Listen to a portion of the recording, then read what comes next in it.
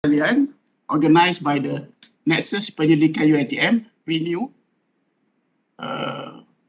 Pejabat Timbalan Chancellor, Penyelidikan Universiti dan Universiti UiTM. Okay, on behalf of the NCPI office, I would like to extend a very warm welcome to all of you. I'm Mohammad Johari Ibahim, coordinator at Monetary Unit RMC, lecturer from Faculty of Medicine, will be your MC today. So we appreciate you taking time off your busy schedule to join us today during this challenging COVID-19 pandemic. To join briefing session virtually through web platform, as well as in the TNCPI office YouTube channel. This briefing session is an 8th session organized by Nexus Penyelidikan UiTM to share to UiTM researchers on how to prepare a high quality proposal for submission for FRGS focusing on pure and applied science cluster. Our invited speaker today is Professor T.S. Dr. Chia Professor from Program Sains Bahan, Jabatan Fizik Gunaan, Fakulti Sains dan Teknologi, Universiti Kebangsaan Malaysia. So today, Prof. Chia will deliver a talk entitled FRGS Do's and Don'ts in Writing Research Proposal. Before we start, let me introduce Professor Chia. He has a very long list of CV, and because of interest of time, I will share brief information about Prof. Chia. Professor Chia is currently Professor at Jabatan Fizik Gunaan, Fakulti Sains Teknologi UKM. His expertise on nanomaterial and nanocomposite. He's obtained his bachelor degree from UKM in 2003 with first class honours, and PhD in UKM also in 2007 from UKM also. Professor Chia has published more than 200 articles, which has H-index more than 34 and more than 4,000 citations, which is such excellent performance for a young age professor. Professor Chia received more than 30 grants, whether from national body or international as well as private sector. Okay, he has secured FRGS, BRGS, LRGS, Science Fund, and then grant from Pension Technology Sdn Bhd, ANSWER, NP Sdn Bhd, and then from Japan bodies. Professor Chia also won many awards, national and internationally. And then I would like to share a few, such as Young Scientist Award from Persatuan Sains dan Teknologi Keadaan Pekerja Malaysia in 2014. And then he also won the Distinguished Lectureship Award from Chemical Society of Japan in 2017. Currently, Professor Chia is an assessor for KPT grant. So today, let us focus on what Professor Chia will share to us. And if there are any questions for those in the YouTube channel, you can write in the comment. Or for those in the WebEx, you can write in the chat, in the comment, or you can unmute you can ask directly at the end of the session. Without further ado, I would like to invite Professor T.S. Dr. Chia to deliver his talk. Prof. Okay, thank you, Chairperson, Dr. Mohammad Johari. So please allow me to share my PowerPoint.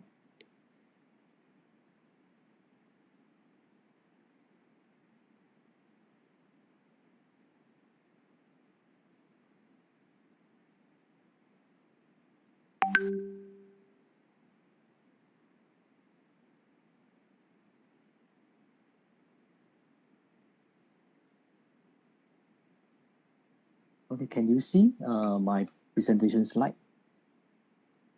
Loading, Prof. Okay.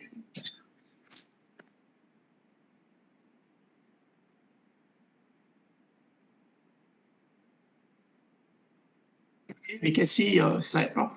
Okay, thank you. I'll change to presentation mode. Okay, thank you. So thanks again, the chairperson, for the kind introductions. So again, also I would like to thank Nexus Pendidikan Pejabat Timbalan Chancellor Universiti Teknologi Mara UiTM atas jemputan ni lah. Sebab I know there are many excellent academicians, academic staff in UiTM who are more qualified than me to deliver the talk.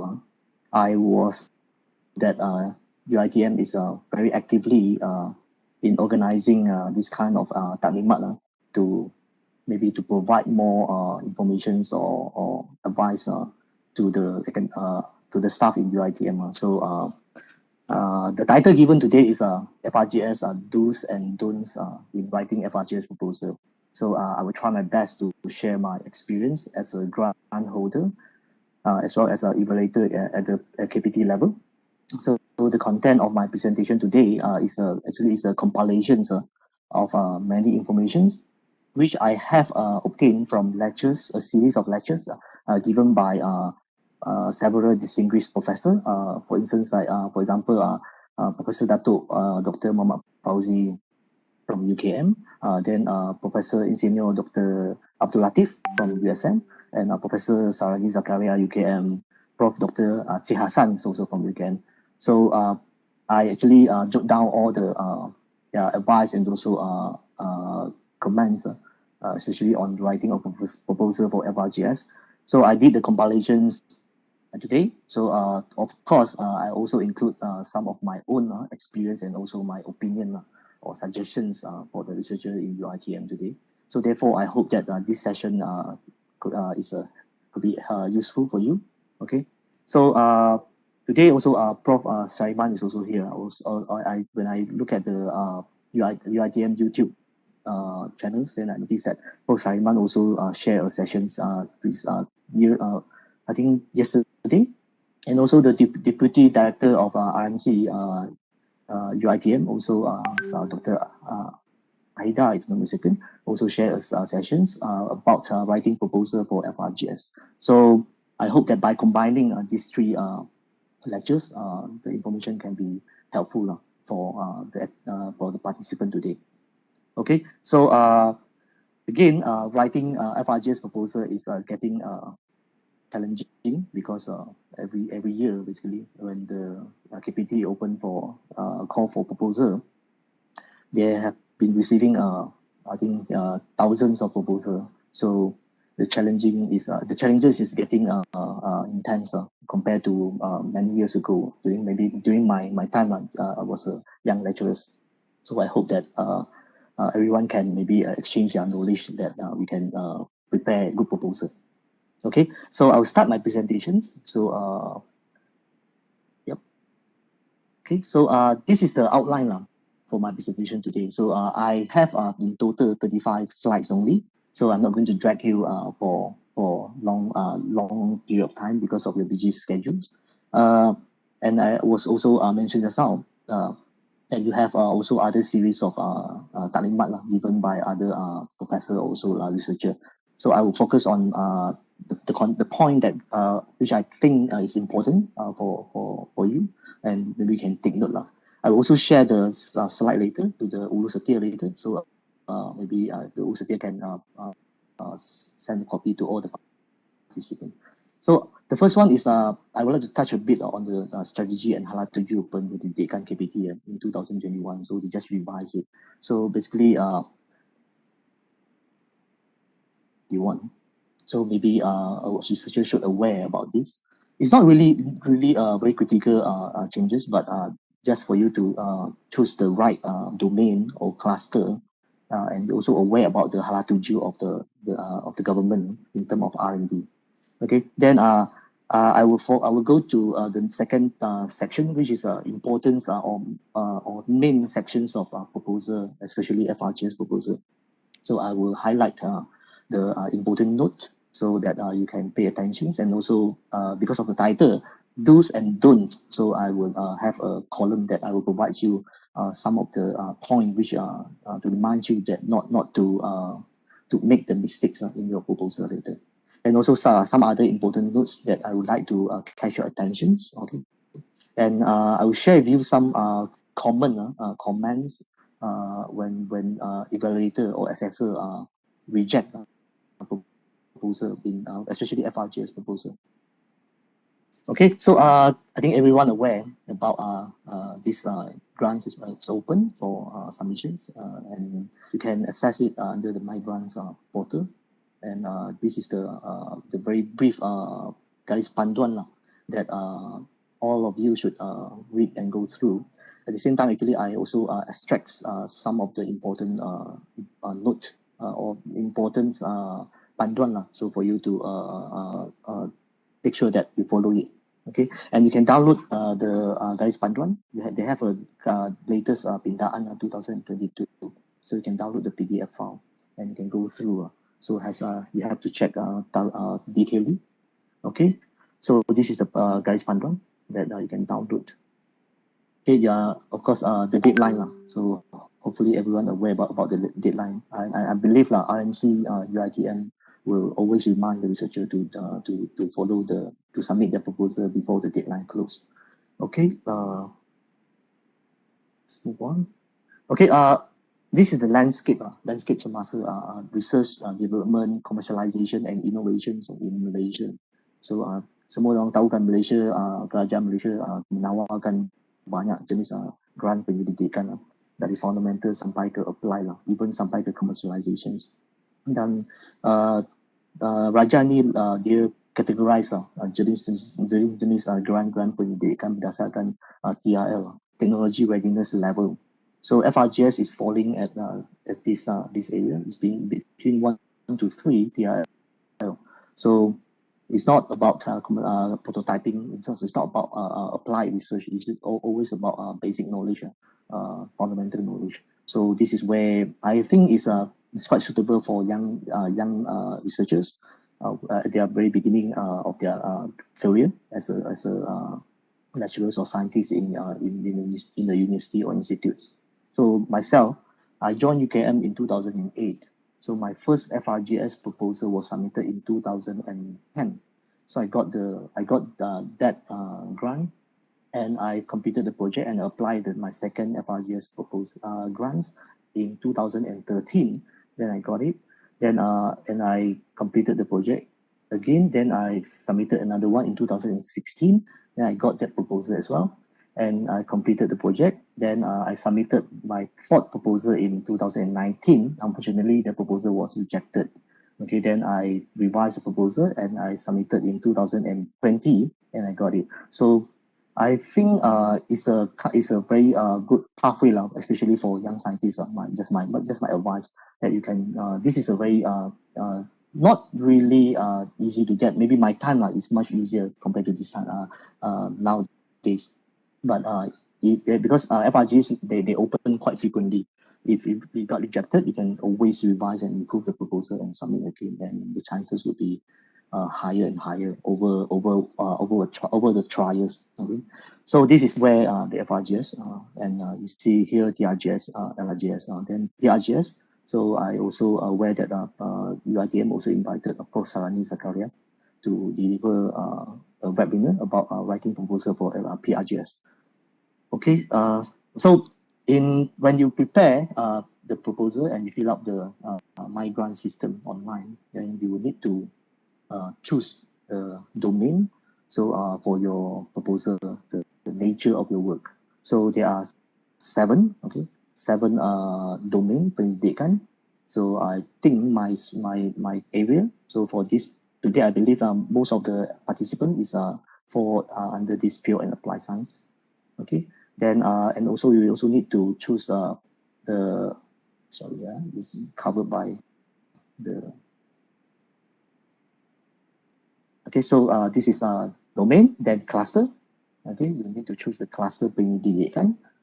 Then 10 to 10 my STIE, okay, WKB 2030, and also SDG. So I will show you the example later. So this is where researcher need to choose. Then from there, the Universiti Deputy will assign the evaluator or assessor accordingly. So hopefully the assessor will be in your your related field, so that they can understand the proposal better. So you need to choose it correctly, so that the proposal will go to the right evaluator. Okay, so this is SDG, okay, Sustainable Goals Development. So we have 17 here. So I think this is a kind of very hot topic at the moment. So people are always talking about sustainability. I believe that I would say all of the research proposal or research topic will fall either, I think, at least one of these SDG. So you have to identify by yourself.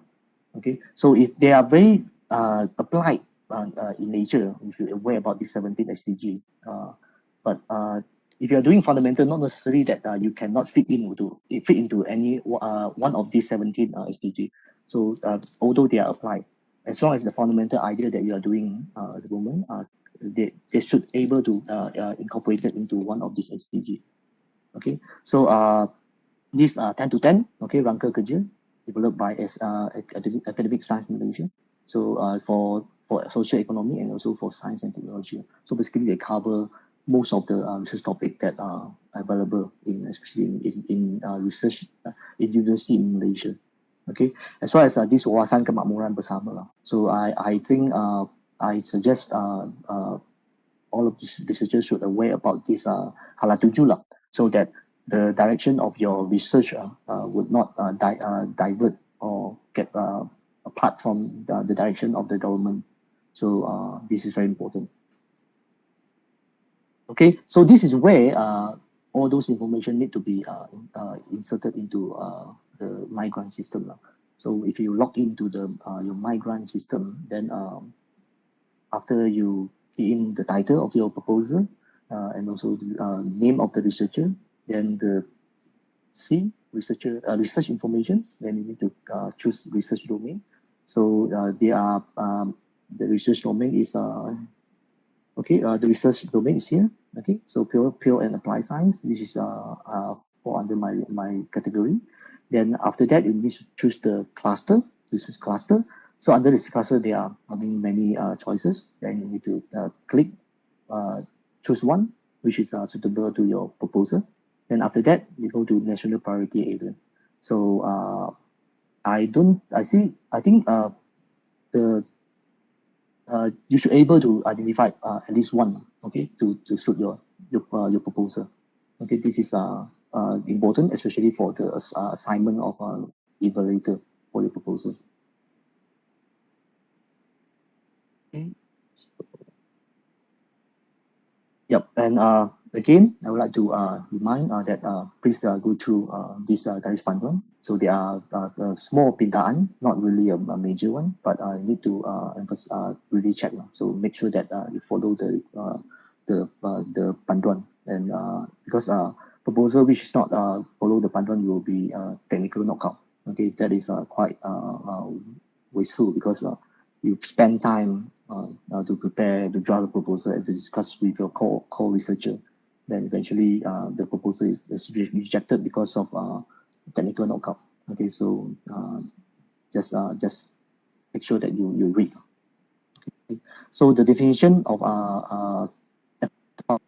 FRGS grants, you can see here. So merupakan pendidikan asas yang boleh menghasilkan teori, konsep dan idea baru. So we talk about fundamental, you always you cannot escape from theory, concept and idea baru. So this is the special part of FRGS. You cannot find this kind of the scope of the study from in other research funding available in Malaysia. Okay, that's why I mentioned just now. It's very suitable for young researchers at their earlier of the career. So briefly, so what is fundamental research? So fundamental research also called as basic or pure research. It's not like applied research. Applied research is very applied. Okay, very applied. And the applied research is solving problem. Okay, solving problem or provide solutions. Innovations, innovative solution for certain problem, especially for the stakeholder like industry player. And fundamental research is expanding existing scientific knowledge. So especially university, not research institute, university, besides doing applied research, we also need to explore or to expand the knowledge in terms of basic sciences. Okay, so like theoretical and exploratory in nature mode of research. Okay, so no direct or intermediate commercial benefit. Fundamental research should not address to the final applications too directly. So you can do it indirectly, but always you need to focus on the fundamental issue. So you solve it at the very basic level. Okay, without taking into consideration too much on the practicality at the final application level. Okay, so most of the time, fundamental research is curiosity driven. So based on your curiosity, so you have some funny thinking or funny idea, then try from your maybe daily observations or from your students' experimental progress. You notice something funny happen, so you want to answer why on that phenomenon. That is one of the element of FRGS proposal. So fundamental of commercialization and applied research is a foundation of applied research later. So fundamental research always can be expanded into applied research, which can create much higher value. So you should not think about value too much, especially on the fundamental research, because you are too value oriented. Then it may lead you to apply research rather than fundamental research, because fundamental research always require a lot of preliminary experiment, a lot of try and error. So that is one of the problem, especially for research for master or PhD student, because we know student always would like to want to chase for GOT, right? Graduate on time. So they will always think about doing research that can accumulate good data quickly without much try and error. So eventually, I think myself also, my own experience. So because of we are too KPI oriented, then we tend to prefer research which is consume shorter time, then a lot of data, then for us to come up with the progress report, then to write manuscript and to publish, so that we have a certain KPI to achieve. That is something I think is the current scenario in Malaysia. So, but for the FRGS proposal, you cannot actually make that mistake. You cannot really package a proposal based on mindset of applied research. So that is one important notes that you need to jot down. Okay, so is to answer why, is to answer how, is to not to answer how much profit that you can make. So why this happened, then how this happened. Okay, so it's not about how to solve the problem, how to create the value. That is not. It should be very basic. Okay, basic science. So it can be new theories. Okay, new theories. So this is a very high level of research. Then, or maybe just concept. Okay, just a concept of doing things, or to developing new materials, okay, or to new concept of carrying out chemical reactions. So, or new ideas. Okay, new ideas. Then or new structures of materials. Okay, or new processes. That is also some area that you can focus in. So for applied research, it's a follow-up research for further investigation of basic research. So I told you just now. If you after completed the fundamental research, then maybe you can expand it. If you found that value is high, the result is promising, then you can expand. You can expand it up to applied research later. Maybe you can apply TED 1, okay, under mostly TED 2. If you manage to find potential collaborator in the industry, and or if the result FRGS is good, then you would like to develop prototypes. Okay, then you can apply PRGS. So that is the pathway that you can follow. Okay, so this is the content. Okay, the content of the outline of the proposal. So basically, it can be divided into different sections. So title, okay, title. Then I will explain one by one. Okay, then what you should focus on. Then second, details of researcher. Then the domain, okay, the research information such as domain, cluster, okay, durations. Then the name of the researcher. your previous project, your publications. Then executive summary. Okay, executive summary is one of the most important, I would say, the most important parts of research proposal. So then research background. Under research background, then you have problem statement, hypothesis, research questions, and also the literature review. Okay, then followed by objectives, methodology. Okay, then the research activity and milestone, expected results. So equipment, list of equipment that you will be used. Then the budget and appendix. Okay, appendix, for instance, like flow chart. Okay, quotations. Okay, those are also as a supporting document for the assessor, grant assessor to justify your proposal. Okay, so the red color, those titles marked in red color font. Those are where evaluator are looking for. So because evaluator, the assessor, grant assessor will receive many proposals, and we are given, from my experience and myself, maybe in one cycle I will receive 10 to 20 proposals from different university. Then we are given maybe 1 week or 2 weeks, okay, to go through or to check the proposal. And this amount of proposal, sometimes we also receive another maybe additional. So that means it's a lot actually, the number of proposals we are receiving and we are evaluating.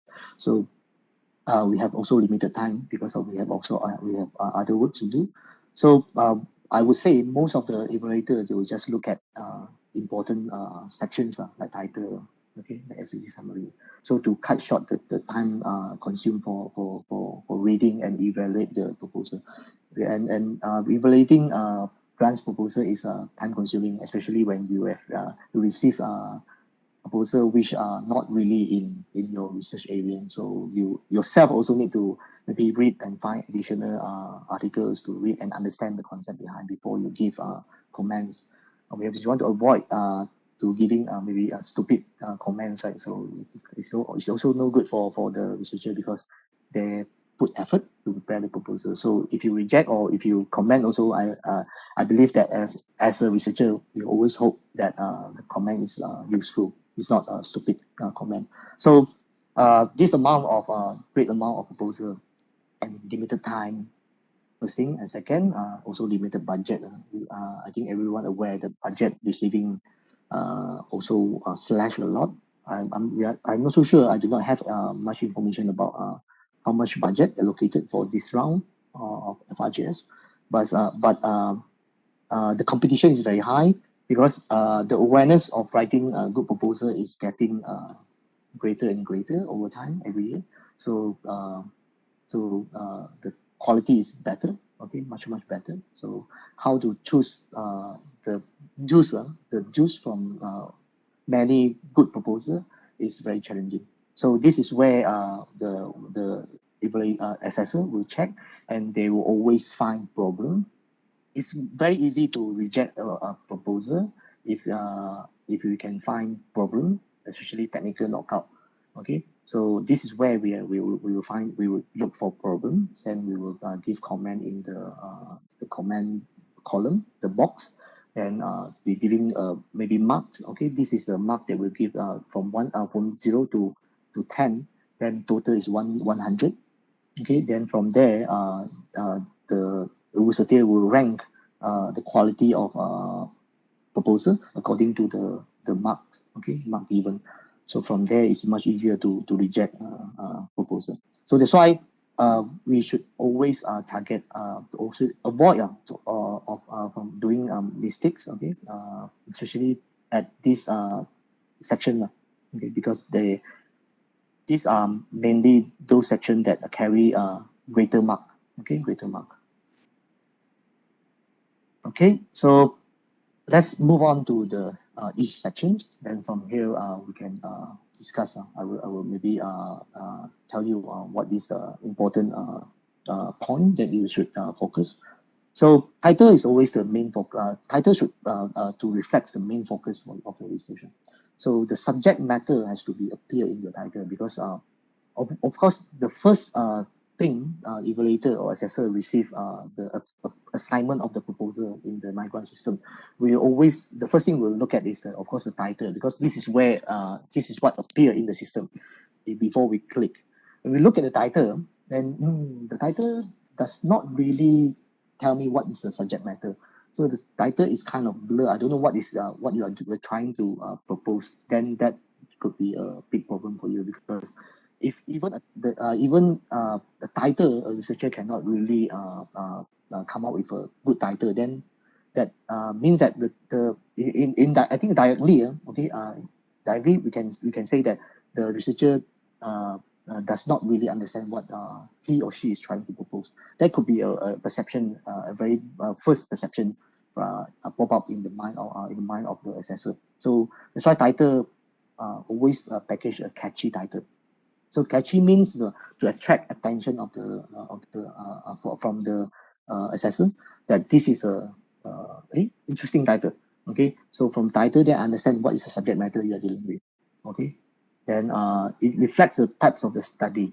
Okay, so title for a proposal to apply for FRG as a fundamental research, then you must have the keyword of fundamental, which is like, for instance, I give you a couple examples here, like mechanistic study, okay, investigations or what, okay, correlations or what.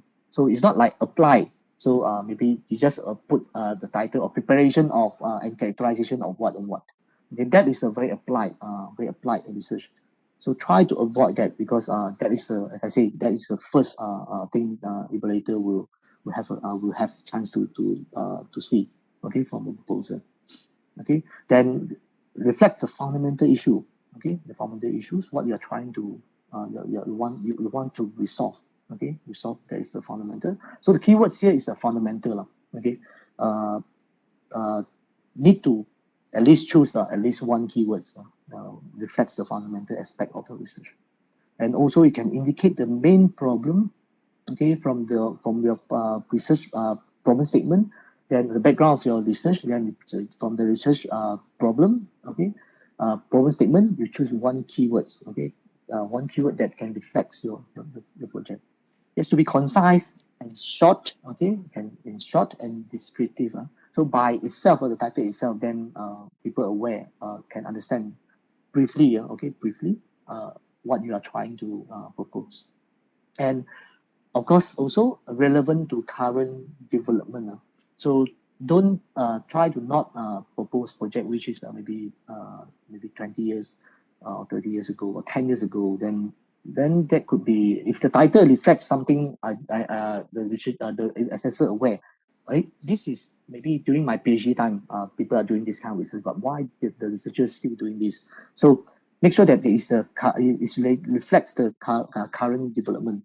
Okay, current development. So this will actually leads to the your research background later, that how you package your research problem, right? How latest actually is the article that you're referring to write your research problem later. Okay, I will touch on this part later. So as I told you just now, a couple of examples on keywords that you can choose. I think many more. Okay, many more. So what you should avoid is too long. If the title is too long. Okay, I think 10 words. Okay, 10 words, 10 to 15 words could be appropriate. Okay, then the title cannot be give you apply research element. So that is something that you need to avoid. Okay, so the second important part is the executive summary. I told you just now, this is the most, in my opinion, this is the most important sections. Executive summary is something like an abstract, okay, abstract of a manuscript, research manuscript that you're trying to submit to high impact journals. So it's a summary, okay, it's a summary covering problem statement, okay, the research background, okay, problem statement, then objective, okay, research methodology, expected outcome, okay, and the significance of the research. So this is basically is an abstract, okay, without reading the whole methodology, without reading the literature review, then assessor or evaluator can get some idea about the whole proposal.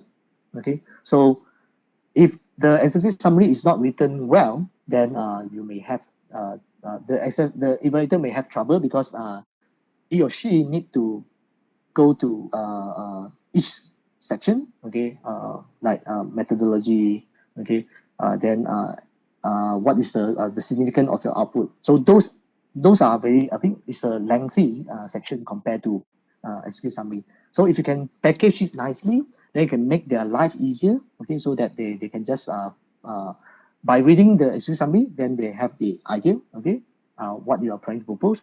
If you can, at the same time, if you can catch attention, then they found that, hey, this is an interesting idea. The researcher is trying to propose something which is interesting, and also the value is high, okay, so it's a kind of contemporary and maybe new knowledge or new idea things. Then the interest, okay, the evaluator may have a greater interest to further reevaluate the proposal. So that's one thing I found is important. Okay, so always so what you should avoid is too lengthy. Okay, that's why in the system you have a limit of wording. I think 300 patah. I think 300 patah perkataan. Okay, so three is to write a lengthy or long essay summary is much easier compared to write a compact and short essay summary, because without fully understand or fully plan, okay, well planned of research, then I don't think that you can come up with a nice or well written essay summary. Okay, so this is where the place that the KPT like to test, in my opinion, this is how you test or to differentiate researchers, okay, who are really understand, okay, they understand or not the project they would like to propose. If he or she cannot write a good essay summary, and even you read 2 or 3 times, you also cannot understand, then means that the researcher may not fully understand, okay, what is the scope or the project that he or she would like to propose. Okay, so first, not too lengthy, okay, but you cannot write long also, because they have a limit, okay, of the word number. Then lose focus, okay, so always focus on the problems, okay, always focus on the subject matter or problem that you would like to propose, and also the fundamental, okay, the fundamental sense of your proposal. So what is the fundamental issue, fundamental matter, subject that you're addressing in the proposal? Okay, so basically it covers proposal statement, then objective, research methodology, expected output, and the significance of the output. Okay, so this is I give you one example. Okay, this is my own example. I don't have and I don't feel actually right to show other proposal from other applicants. So I take my own proposal. This is the proposal that I have submitted in 2020. I got it. So this is a project related to we are studying the mechanism, the absorption mechanism of pollutant compound, dissolved compound in water onto certain types of adsorbent material. So these are the adsorbent material we developed in UiTM, and we like to study what is the behavior of the adsorption and of desorption of the ionic species in water onto the adsorbent material. So this is the title that I propose. Then, so I just crop the executive summary sections. So hopefully you can have a look. Then I would like to maybe focus on part by part. So the first one, so if you look at the My Grant system, so here, they already give a remark here. So executive summary should cover problem statement, objective, research methodology, expected, okay, output, and the significance of output from the research. So I think from here you already know that what you should put in. So I package it, I followed it. Then the first part is problem statement. So the problem statement is a very big. You can start from it's like a cone. Okay, it's like a cone shape, an inverted cone from general into a specific. Okay, in general from specific. So the general problem statement of my proposal is wastewater water pollution, because the final application is water pollution. But because this is a fundamental research, so I'm not going to study the pollution part. I'm studying the upstream part. So which is the treatment method that people are using. So and I go deeper. So what is the behavior of the uptakes of this ionic species onto the adsorbent material? So I would like to understand what kind of parameter that would give more dominant effects onto the adsorption or the removal performance of this kind of adsorbent. Okay, so I start from wastewater treatment. So this is a very general problem statement. Then mention on different types of treatment method. Okay, for instance, like filtration. Okay, so you have biological method, physical method. So then I mentioned about the filtration. So filtration technique tends to is good. Okay, it's good, but they have some unsolved problem or unquestioned, which is not yet been answered. Okay, so this is where I would like I jump in. Okay, so I would like to investigate deeper. Okay, this is where the knowledge, the new knowledge came in. Okay, then I go to the hypothesis. Okay, the hypothesis. So from where actually I obtained this kind of idea, why the fundamental idea, how this fundamental idea is generated. Okay, so from where? So I obtained this kind of idea from the calculation approaches. Okay, and calculation processes. So calculation processes also possess disadvantages, which I found there are a lot of questions which is yet to be answered. So this is the specific problem statement. So the first one is the general problem statement. Then I just want to let the evaluator know where is the value of it. Okay, where is the value of my project? So eventually, if we manage to solve this question, then we will be able to solve the general question. So from general problem statement to specific problem statement. So now this is how I propose. We propose to use this material, okay, as a substrate to encapsulate the coagulant, the chemicals, so that we can, if you understand the adsorption and desorption behavior, then it will lead to better regeneration and reuse possibility, so that you can cut down the cost. So this is where how I try to package my project. Okay, then methodology. So methodology is very lengthy, so you have different section. So try to avoid writing from very detailed. So what kind of chemicals, how many mole, how many milligrams of the chemical. No, it's not like that. It's a very general things way of writing the methodology. Just few sentences, then you just generally tell the evaluator or assessor what you will be, what you need to conduct to achieve the objective. Okay, to achieve the objective. So this is also where the objective fall in. If you're aware about this, so you are trying to propose, we propose the use of this, and you understand the regeneration, the adsorption and desorption behavior. Okay, then it leads you to better regeneration. I think this statement indirectly tell the reader or the assessor what is your objective. Okay, so this is a methodology. Okay, I will break it into 2 or 3 sentences, so to cover the whole study. And the last one, what is the expected and significant of the output? Okay, so just tell in 1 or 2 sentences, tell the reader what is the value. Okay, so this proposed idea provide this material that targets for what. Okay, then with better capability. Okay, so if you fully understand what actually happened in depth, then you should able to create better value. Okay, this would offer cheaper but efficient material for wastewater treatment. Okay, so this is one of the example I would like to maybe present. Okay, then we go to research background. Okay,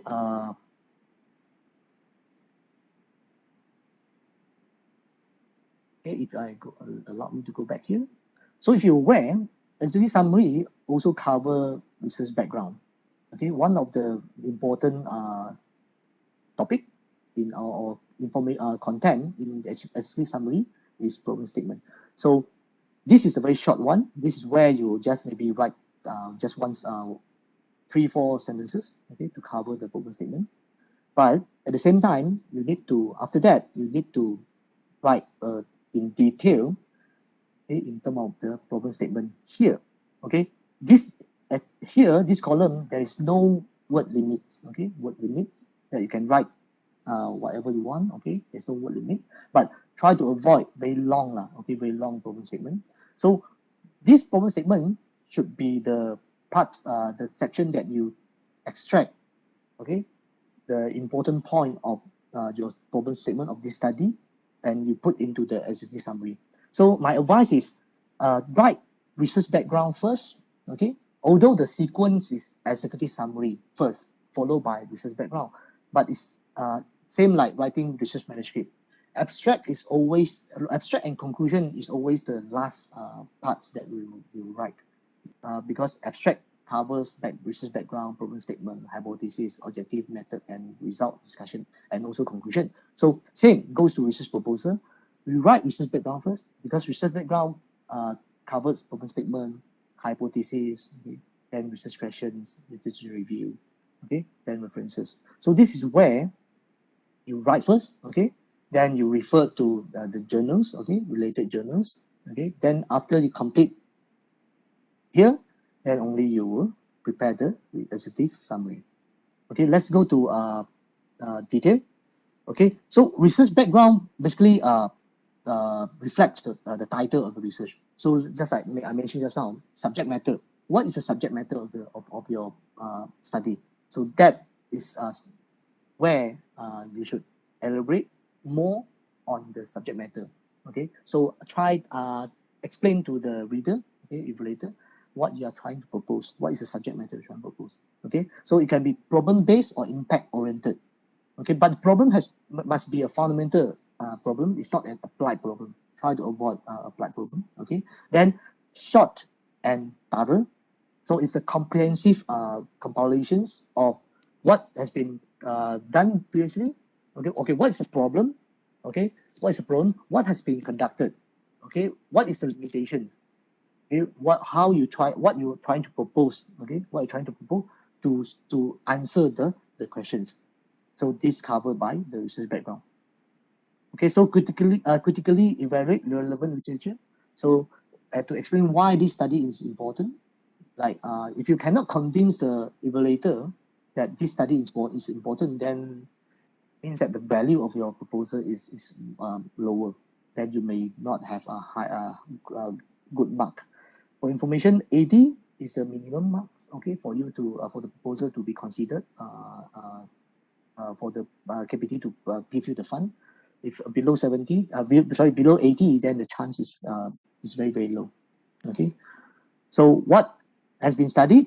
Okay, so we refer to related journals. So then what is the problem, the weakness, or the research gap? So although it's not a problem actually if the topic has been widely established or well studied, is okay, but as long as you manage to find one small gap, okay, research gap, or one specific problem, which has yet to be answered, okay, then you can try to magnify the gap, okay, and tell the evaluator that this is an important gap, so that I would like to answer. I want to study in depth and answer the questions.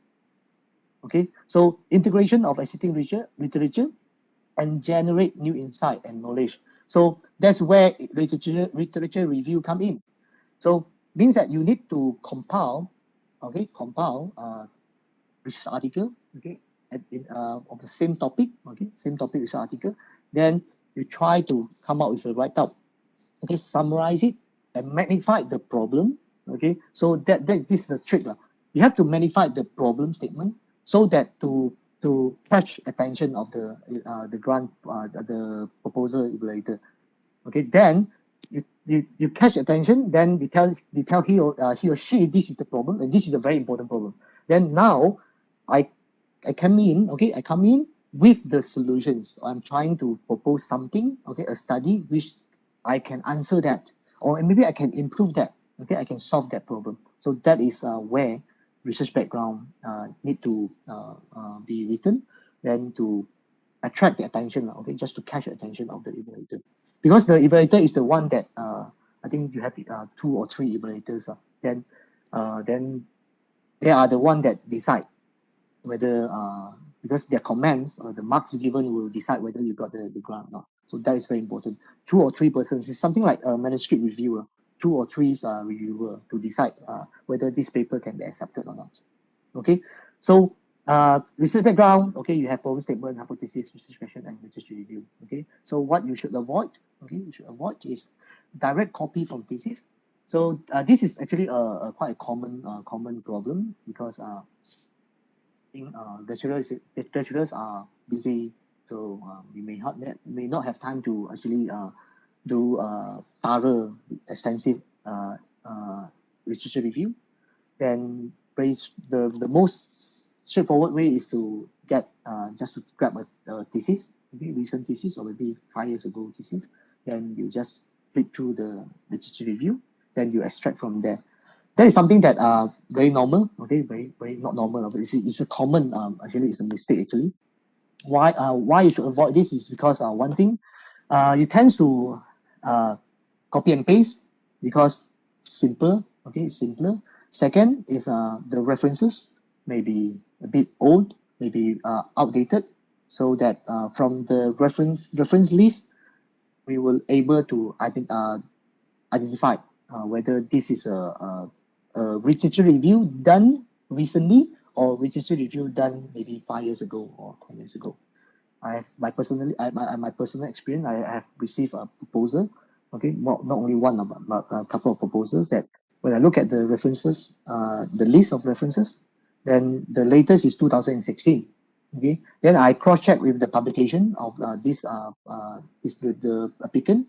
Then there happen to be that research is actually conducted. That the same, more or less the same topic of research is conducted 5 years ago. So from there, you know that this should be from maybe old proposal, okay, or from a thesis written by a student. Okay, so avoid lengthy because time is so precious. So try to only focus on important point. Okay, lengthy not only the text and also the references, the list of the reference. So try to not use more than one reference or one sentence. In like our practice in writing research manuscript, we tend to cite as many as possible to justify, to let the reviewer know that we are confident that this statement is correct. Okay, so we cite maybe more than 3 or 4 and 5 sometimes. So we put 1 to 6 maybe, or 1 to 6 references for one statement. That's okay for manuscript, okay, but not for proposal. 1 is more than enough. The most suitable reference for one statement, important statement, is more than enough. Okay, so for instance, like you find maybe you got 6 references talking about the same problem statement. Just get the one of the best, and how to judge that. I think the most straightforward method is choose based on the impact factor, right? So Q1 or Q2. I think that's the most the ruler that we use to measure. Although it's not necessarily right or accurate, but that's how we actually judge the quality of the work from the impact factor, okay, or the name of the journals. Okay, it's a very popular journals. Then you should choose that. Okay, then repeating of other works. Okay, because we can nowadays it's very easy lah. From your keywords, right? Your proposal keywords or title, you can just type in Google. Then I think in a split second you can have a very long list. If the search result shows a lot of related title of maybe a website or journals or book or maybe proceeding, then we are aware about this work is actually related, has been done maybe 2 years ago or 3 years ago by other researchers. So that is one thing we should also avoid. If it's redundant things and you are not proposing or trying new things, then it will actually give detrimental effect on your proposal. Okay, and without fundamental sense, if you look at problem statement, hypothesis, research question, and literature review, you need to always incorporate the fundamental aspect into the problem statement. So the problem has to be fundamental. Okay, the hypothesis that you are proposing, okay, is also has to be fundamental. Then the research question also has to be fundamental. If a research question is applied, sounds like more applied, then you may have trouble, because eventually you are trying to answer a problem for applied research. So try to focus on fundamental, okay, keywords, okay, in your problem statement, hypothesis, research question, and also literature review. So when you refer to previous article references, you also need to extract the fundamental element from that paper. It's not you're doing fundamental work, but you are extracting, you are referring to the applied problem, applied aspect of previous work. Then you may have imbalance. So it's not tally things. Okay, so this is also important. Then problem statement. What is problem statement? So one of the most important part. Okay, so I told you just now, executive summary is the most important section. So under executive summary, you have problem statement. So this problem statement is where to attract the attention. So to hopefully the evaluator agree with you that, yeah, this is a problem and this is an important problem. Okay, this is an important problem and this problem has to be answered or solved. This is where the important the problem statement.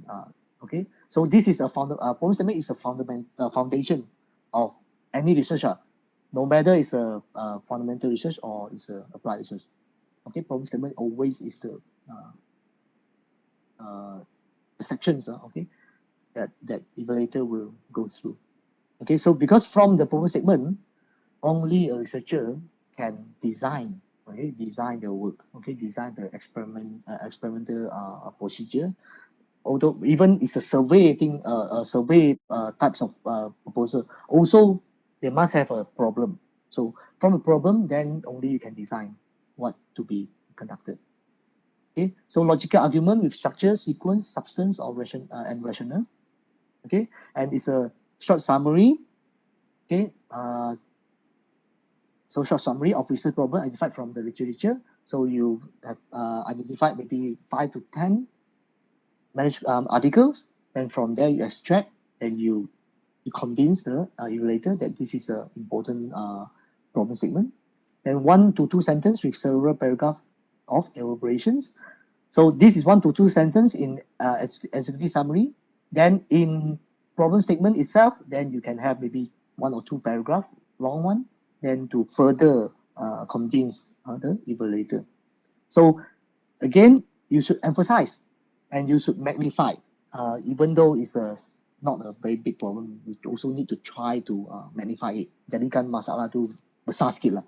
Kalau masalah kecil macam orang tak appreciate, jadikan dia masalah besar dan support dengan rujukan yang sesuai lah. Okay, then what is the problem? The gap. Okay, the gap that you want to fill in. Okay, incongruence, contradictions, discrepancy. Sama ada dia boleh ada satu masalah atau satu kelemahan pun boleh, tak ada masalah. Okay, satu topik yang belum lagi orang pernah kaji. Saya rasa agak susah lah pada masa sekarang kan.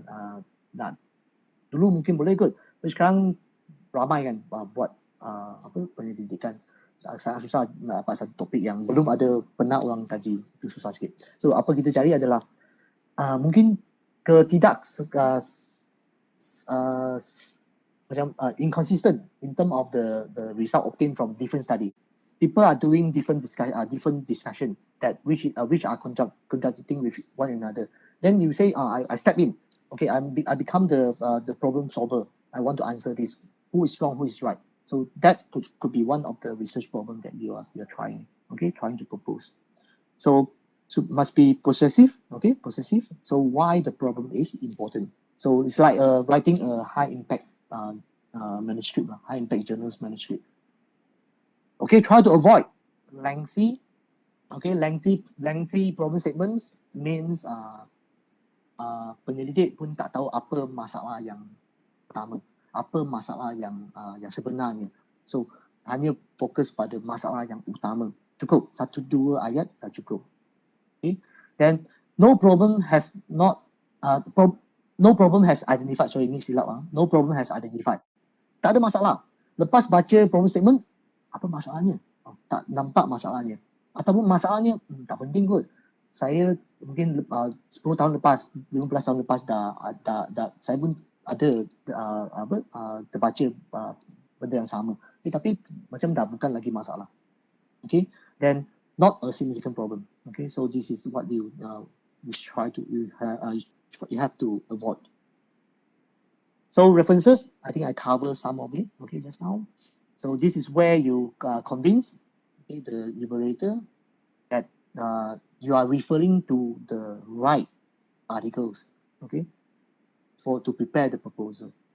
So if the reference list paling baru pun 2021 lah, okay, atau ada penyelidik tanya, adakah cukup kalau saya ada 1 atau 2 artikel rujukan 2021? Bagi saya lah, saya rasa tidak cukup. Sebab contoh kalau ada 15 rujukan kan, okay, yang dirujuk, so I think at least 30 hingga 50% adalah artikel yang mungkin 5 tahun yang ke belakang, okay, dan ada mungkin 10 to 20% yang mungkin 2 tahun depan, 2 tahun lepas, 2021, 2020, dan barulah nampak macam topik tu atau projek tersebut highly relevant kan.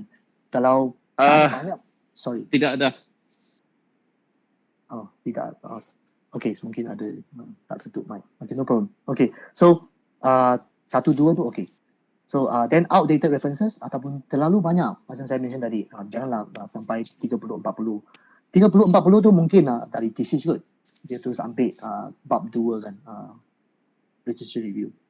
Ataupun yang last pun penting juga, bukan mixing, sorry saya salah type. Ada maklumat yang hilang. Okay, ada maklumat yang hilang. So senang tau, kalau saya nak baca pun, saya pergi ke reference list, adakah penyelidik tu particular, detail dalam menyediakan proposal dia. So biasalah, pelajar pun sama kan, kalau thesis dia tengok senarai rujukan. Kalau tesisnya tengok ada volume hilang, page number hilang, okay, ada nama jurnal menghilang, so tahulah pelajar tu tidak cukup teliti lah. So bahagian-bahagian macam ni ini missing bukan mixing okay, sorry. So bahagian-bahagian tu walaupun kecil tapi dia boleh melambangkan lah, dia boleh reflect how detail seseorang penyelidik tu. Okay, cuba also pay attention dekat bahagian. So up to date, highly relevant, must be cited in the text and original source. Okay, so this is the key element. Then objective. So this is the short form people always use: specific, measurable, achievable, realistic, and within the time frame.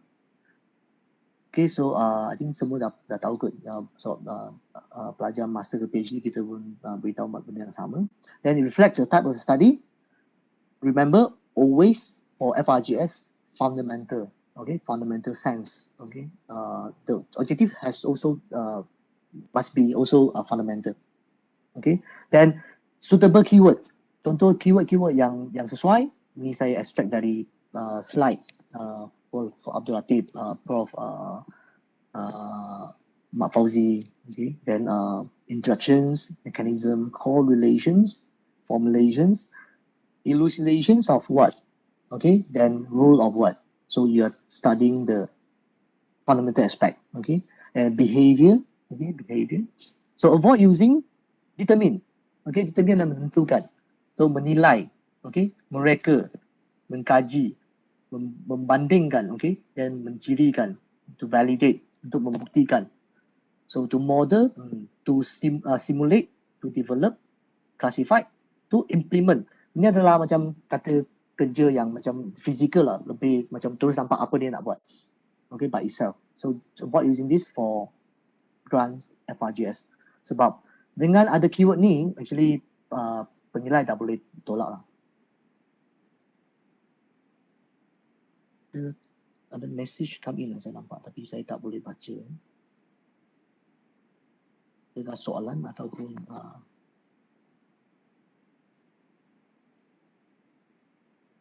bukan soalan. Yeah, if okay, I will just continue. I think. Maybe Prof can entertain at the end.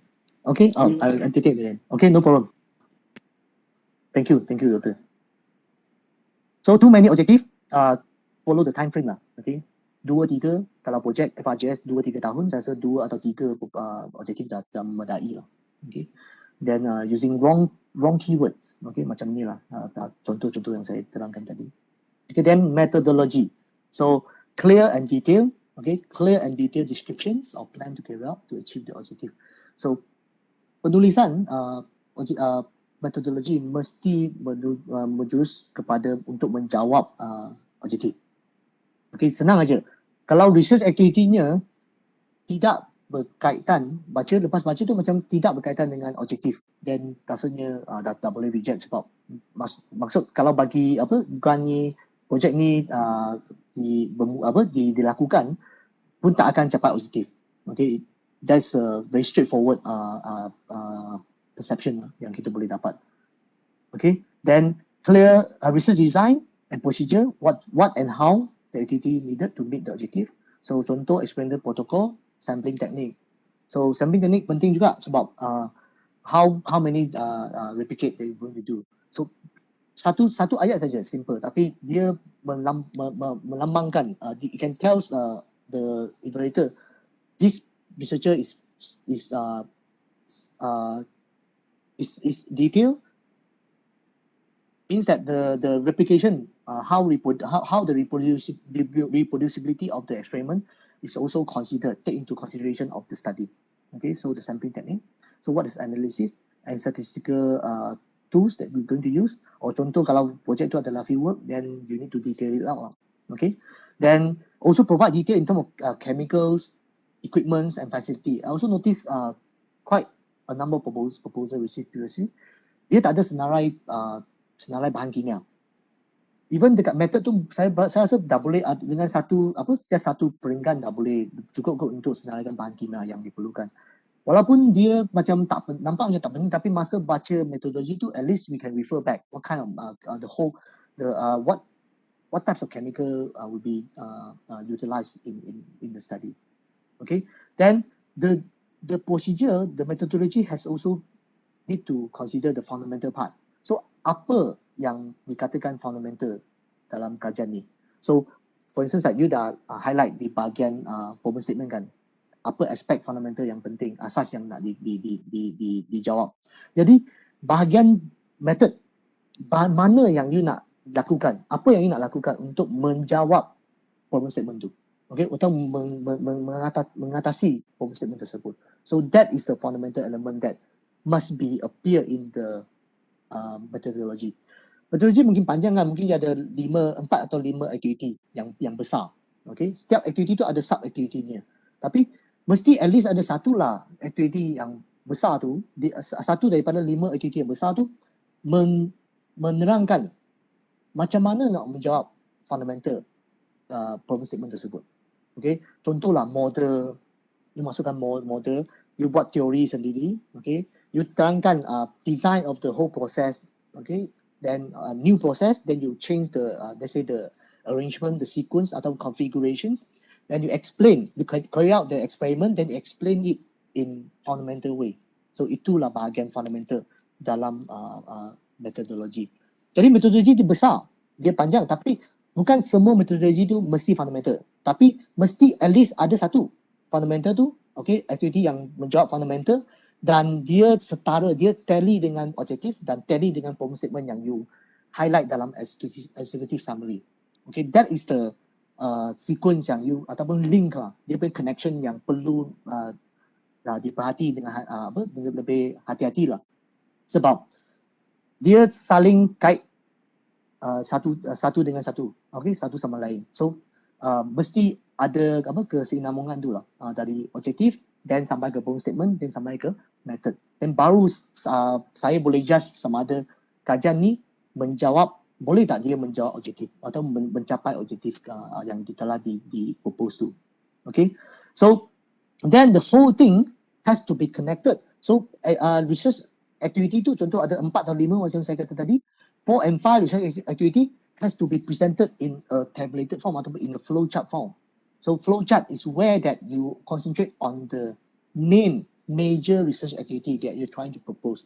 So mungkin saya tak perlu baca penulisan metodologi semua. Saya hanya pergi ke flowchart. So saya tahu on a bird view punya angle. So saya tahu okay, secara general apa yang perlu dilakukan untuk menjawab objektif. Then baru kalau saya nak tahu lebih detail, saya akan pergi ke penulisan tu lah. So that's why flowchart is important. Okay, it's very important to reflect how a researcher understand what he or she is trying to propose. Okay, I will give you example later. Then followed by Gantt chart. Okay, Gantt chart. So Gantt chart is to reflect the project schedule lah. So tanpa baca metodologi, saya dah tahu kerja ni berapa peringkat dan sampai bila dia boleh capai, boleh habis complete project ni. So ada beberapa peringkat yang utama lah. So that is purpose of milestone. So to design a good milestone is also very important. So jangan design milestone yang mungkin satu bulan, 2 bulan dan satu milestone.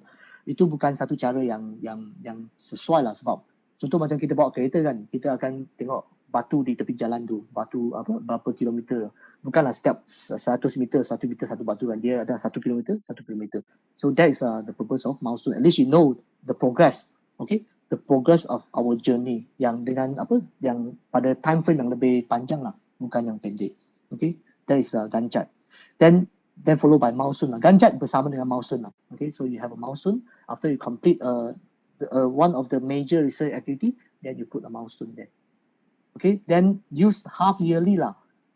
Okay, saya personally saya suka guna half yearly. Saya notice ada orang guna 3 bulan. Mungkin the nature of the work mesti perlu letak satu milestone dekat 3 bulan mungkin. Tapi saya personally saya akan package 6 bulan, 6 bulan, 6 bulan, 6 bulan. Atas semua KPI, semua data untuk penulisan laporan lah, setiap 6 bulan. Yang saya tally dengan sistem MyGraph. Okay, that's my practice. So what you should avoid here, what don't, is unsound methodology. Tak clear pun. Objektif 3. Tapi tak ada pun satu objektif yang menjawab ketiga objektif. Saya tak tahu apa yang dia lakukan. So itu juga sangat penting lah. Okay. Then unclear fundamental. Tak ada pun elemen fundamental. Ke 5 research activity, tak ada pun dia sebut tentang macam mana apa eksperimen ataupun apa procedure yang dilakukan untuk menjawab fundamental aspect of the research. So, or too many activities and too many milestone. Sampai you pun tak yakin. Ini letak 3 bulan, 3 tahun. Ini macam projek 5 tahun. So, maksudnya evaluator pun tak yakin dengan workload yang sebanyak ni, penyelidik boleh habiskan dalam masa yang ditetapkan lah, 2 atau 3 tahun.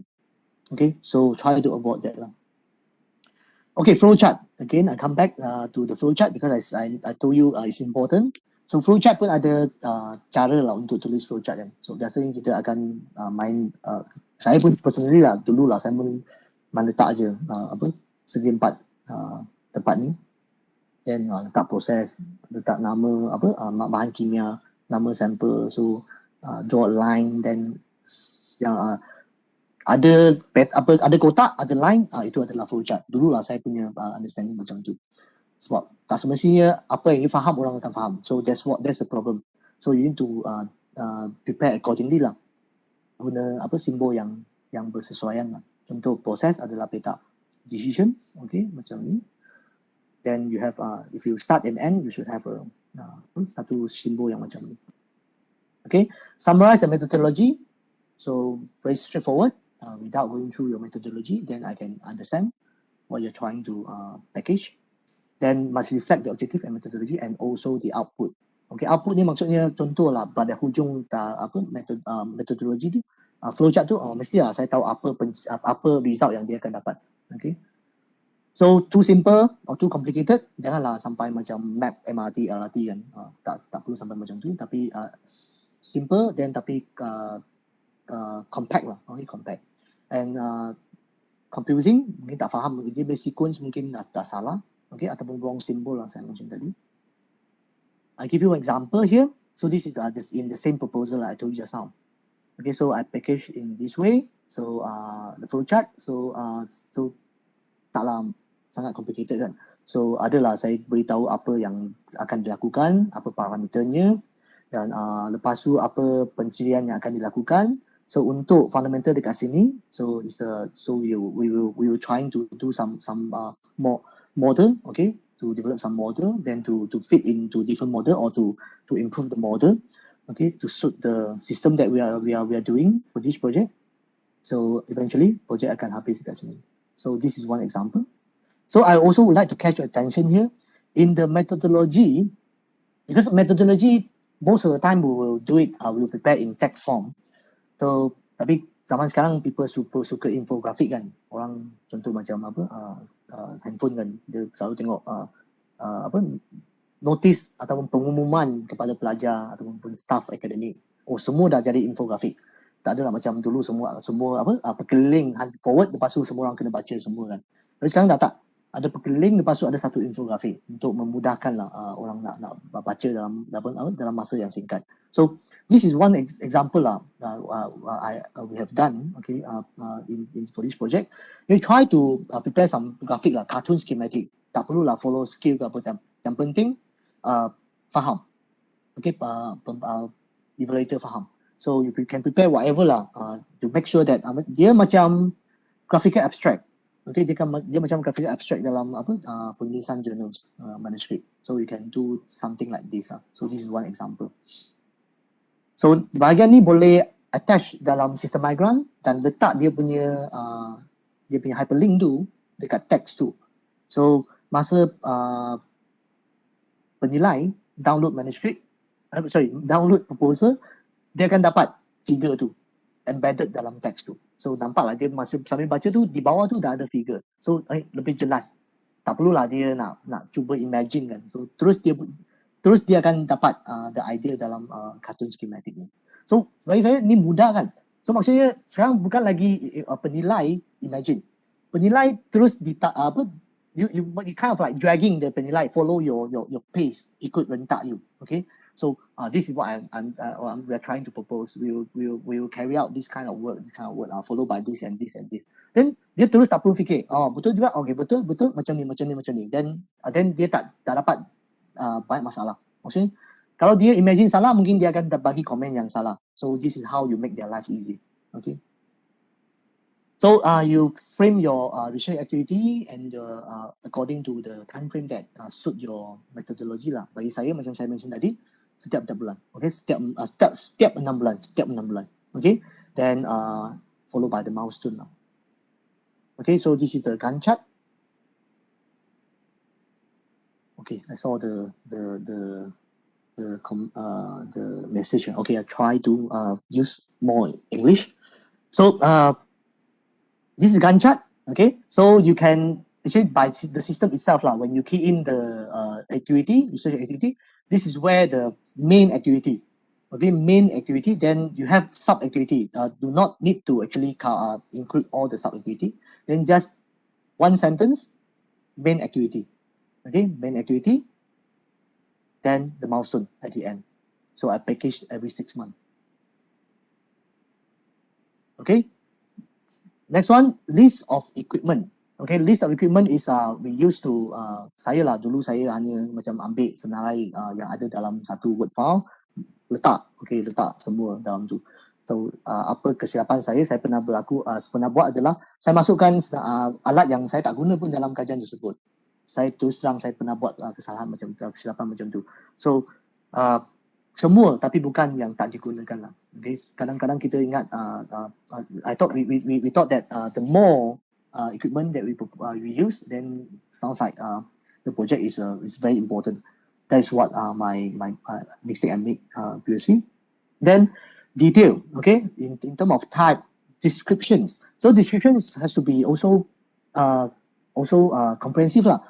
Bukan kata not like just explain you using this one for, they say chemical properties. No, not like that. You have to be specific. Which part? Okay, what kind of expected result that you are targeting or you are aiming when you submit, you send a sample for this characterization. The description is important when evaluator read the methodology. Then, for instance, like for the fundamental aspect, some fundamental issue that you are trying to target, then how to answer that fundamental sense, some fundamental questions, then you need to be supported by, let's say, some supporting information or supporting data from certain characterization, for instance, like let's say NMR, GCMS. So from the result of GCMS, then only you can use that to postulate the mechanism. Let's say this is one example. Then at description, you need to explain also. This equipment is used to generate what? To obtain information, for instance, like the chemical compound that produced from this kind of reactions. Then from the list or the possible chemical compound, then we can generate, okay, we can postulate the chemical reaction. So the description has to be complete. Then only the evaluator can understand without guessing lah. No need to guess. Okay, why GCMS? Okay, why HPLC? Why NMR? Then again, you make their life easier. Okay, then owner, location, and address. And the third point is important. Prefer facility or equipment available in the institute of the project leader, and also co-researcher and collaborator. Okay, and collaborator. So means that that's the purpose of you have collaborator, right? Sometimes if you want study, you need specific, very sophisticated instrument, which is not available in, let's say, UiTM or not available in UCAM. Then we'll find someone, maybe in UPM or USM, they are aware that they say chemical department, they have the chemistry program, they have this instrument. Then we'll talk to the researcher, can we work together? Then this is my idea, can we kind of collaborate? Then we propose one proposal. That is the way. Then that instrument can be put into your list. Not like what some of the researcher practice is, they will include instrument which is available, let's say in Australia, in Japan, in China, let's say, or in Europe. Then they written there, they will send, let's say, sample every milestone, they will need to send, let's say, 10 sample or 20 sample to conduct that experiment. That is something that you can do it unless you can justify how important is the data for your project. Else, you should not propose that instrument. Why? Because of risk. At the last part of this, later I will explain. I will present the risk management. You need to also consider the risk of your project in terms of time, in terms of monetary, and in terms of technical. So I think you should consider my advice here. If you rely on instrument, let's say overseas, or instrument which is not, you cannot access instrument by through your co-worker or through your collaborator stated in your proposal, then try to avoid that. Just exclude that instrument from the proposal. Okay, then or sending sample to third party you can send 1 or 2 I think it's fine. Okay, it's fine. But if you send, let's say, 10 or 20, then you need to pay for that also. Then the perception from the evaluator will be maybe why you need that, why you cannot find someone else, or you can you just invite the third party to be the collaborator? Then become more justified, rather than you just submit, you just send the sample to get the service and you pay for that. Okay, so don't highly rely on equipment outside Malaysia. high frequency and great amount of sample need to be sent to the party for analysis. This is something you need to try to avoid. Okay, budget. Yeah, this is, I think we everyone happy when writing this part because we can see a lot of figure here. Okay, so make sure that the budget is realistic, reasonable. Okay, reasonable. And actual budget needed is not the ceiling lah. You know, ceiling sekarang maximum is 250,000. So always remember the ceiling is not a target lah. So I think a lot of proposals they will put, let's say ceiling is 250,000. Then the total budget 248,000 or 249,000 let's say 382, something like that. Then you can see that the researcher is actually aiming, assume that the 250 is a target actually. Okay, it's a target to propose. It's not what he or she the whole project required. So it's okay to propose, let's say 110, 120 if it's sufficient enough for your project to achieve the objective. So try to do that because eventually, let's say the target is 250,000, then you package 100,000. I think the chances is very high for you to get if the proposal is well written. Because if I give 250,000 to let's say a moderate proposal, I might as well reject that. Then I can share that 250,000 to maybe 2 or 3 researchers. So that is the trick there. Okay, so itemize. Okay, try to itemize the budget, then details in terms of chemical use, then material testing. Okay, and you also need to provide quotations. Now this is a must actually. You need to get a quotation. Some researchers say it's very difficult to get quotation. It's not critical. You just get a dummy from any of the chemical supplier or maybe maybe just a trader. It's okay. Just provide the original soft copy of the quotation. You can just attach so as a supporting document.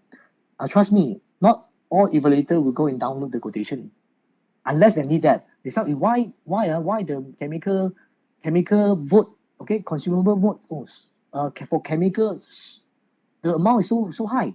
Let's say 50,000 for chemical. The total budget is only let's say 120,000. Then a whole chunk of money actually assigned for chemical. What's chemical so expensive? Then only they will go and download it. Okay, so this is just to in case. Okay, in case. So follow the guideline. For instance, attending conference is only allowed after first year. So second year onward only you can go. You can apply and you can use the money to attend conference. And also others, right? For instance, to which country, then whether GRA can go overseas or not, then co-researcher can go overseas or not. They are also guidance panduan. So you need to refer to. Okay, what is not allowed? Professional membership fee. I think everyone aware about this. Then to buy references like journals, to buy books or to subscribe patent is also not allowed. Then to buy computer, cartridge, printer, this is not allowed. Computer, unless you're doing simulations, then modeling, then you need also justify. Because if you do not have the facility of doing that kind of work, then why you propose this project? If you claim yourself in this area, why you do not have the access of this kind of instrument or the facility? So that is also very difficult to justify. Okay, that's why never put a computer in your proposal because now evaluator is very sensitive to this kind of things. Computer, printer, cartridge, then hard disk, pen drive, ataupun iPad. Try to avoid that. Then stationery. Okay, IP filing also. IP filing should be the responsibility of the university. Then other things which are not related to the project. Okay, so again, 250,000 is not a target. The ceiling is 250,000, but it's not a target. Try to propose what you need. Okay. Okay. For instance, like GRA. Some problem here. So you know that GRA for PhD is PhD is 2,500. For master is 2,000. Okay, I think you know this. Then total of the accessory that you buy, equipment. Let's say you want to buy an instrument or equipment which is not available in the institute, then it's for 40%. Okay, the maximum. Oh, I think I mistakenly adjust a sequence, but it's not important. No problem. So this is just perjalanan. Okay, you can refer to the panduan. I think I prefer you to go through the panduan rather than I give you which one is important, which one is not important, right? So you may have maybe you may miss some of the important words. So propose to buy equipment available in the institute. Something like maybe you want to propose to buy let's say let's say microscope.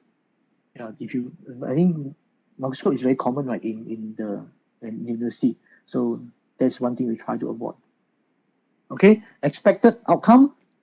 So has to be realistic. So expected outcome, for instance, like theory, finding, and knowledge. This is just a sentence. You just write out just one or two sentences to explain what kind of new finding, new knowledge you expected after you complete the project.